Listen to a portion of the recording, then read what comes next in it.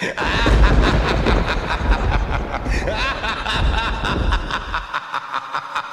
back, everybody, to 31 1990s horror movies for Halloween, where I'm counting down my favorite horror movies from the 1990s. At number 4, we have one of my favorite cosmic horror movies and one of my favorite John Carpenter movies, In the Mouth of Madness.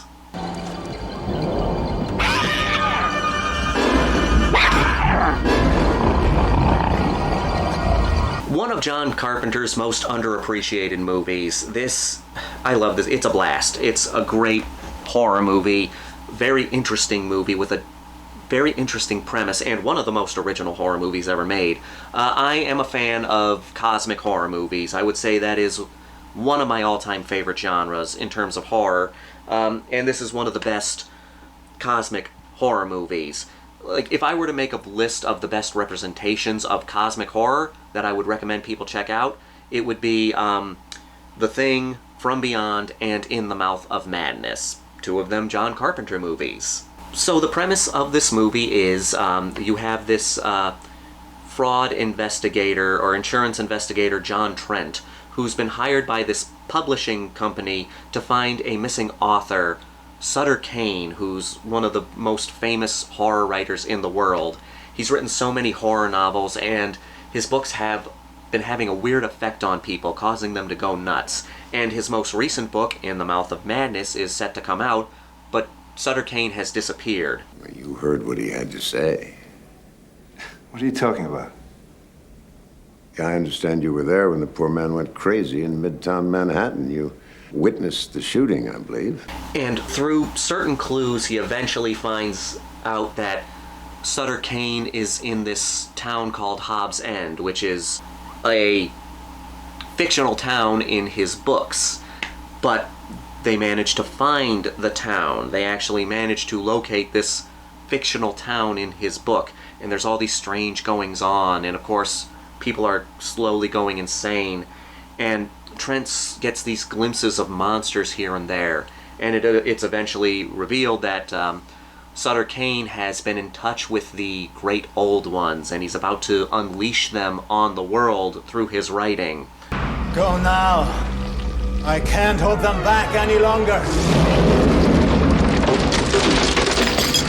I am going to get into spoilers here because I absolutely love In the Mouth of Madness. If you have not seen In the Mouth of Madness, do yourself a favor, go watch In the Mouth of Madness. But we're going to get into spoilers here, so here we go. Sutter Kane is, I am saying it again, one of the most underrated horror movie villains and one of my favorites. I would put him in my top 5, if not top 10, of my favorite horror movie villains.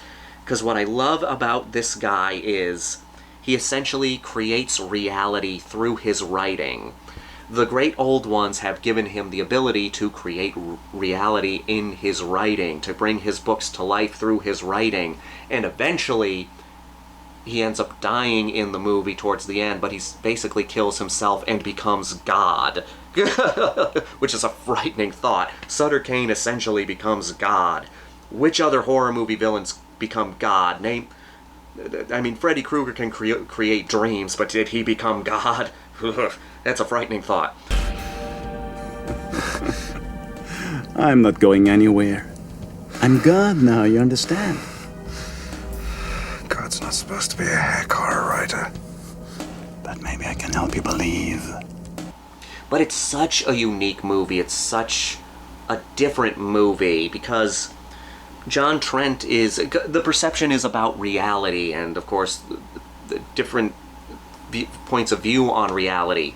Who's crazy, who's sane, and when the crazies become the majority, the sane people look crazy. That's what this movie likes to toy around with. And the movie has a perfect opening. It opens with John Trent being dragged into an insane asylum in a straitjacket, and he looks like a raving lunatic. And then somebody's trying to learn his story, so he starts telling his story, and then it flashes forward to John Trent as this very well-rounded individual. And that's the perfect catalyst, because you're wondering what happened to this guy to make him go nuts. My name is Dr. Wren, and I'm going to try and get you out of here. After all my redecorating? No, I think I'll stay. But I love the idea of this movie. A horror writer that learns that he can control reality through his writing. And again, he's being influenced by these strange, mysterious old ones who are completely inhuman and stuff like that. You see people turning into monsters. You see people going crazy and killing people with an axe. Or at least trying to kill people with an axe. Do you read Sutter Kane? What?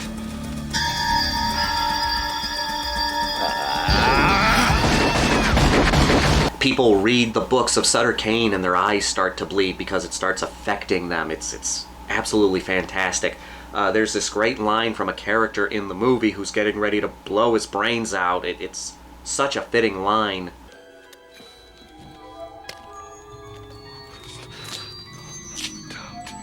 I have to. He wrote me this week.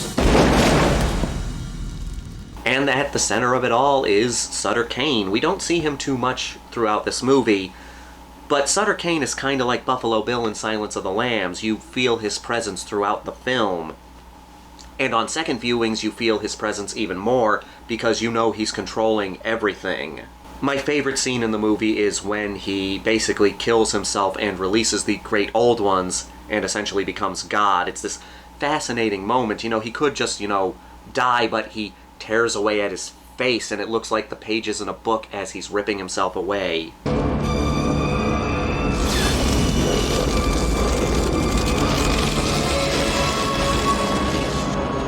And another great scene, which is just so good in how subtle it is.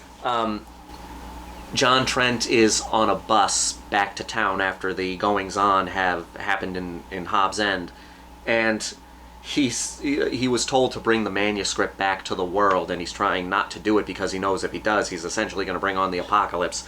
He falls asleep, and Sutter Kane starts talking to him, and of course this is after Sutter Kane has killed himself. Explains that he's God now and he can control so much, and he says to John, "Did I ever tell you my favorite color was blue?" And then John wakes up in the bus and everything is blue and he just starts screaming. It's a fantastic moment.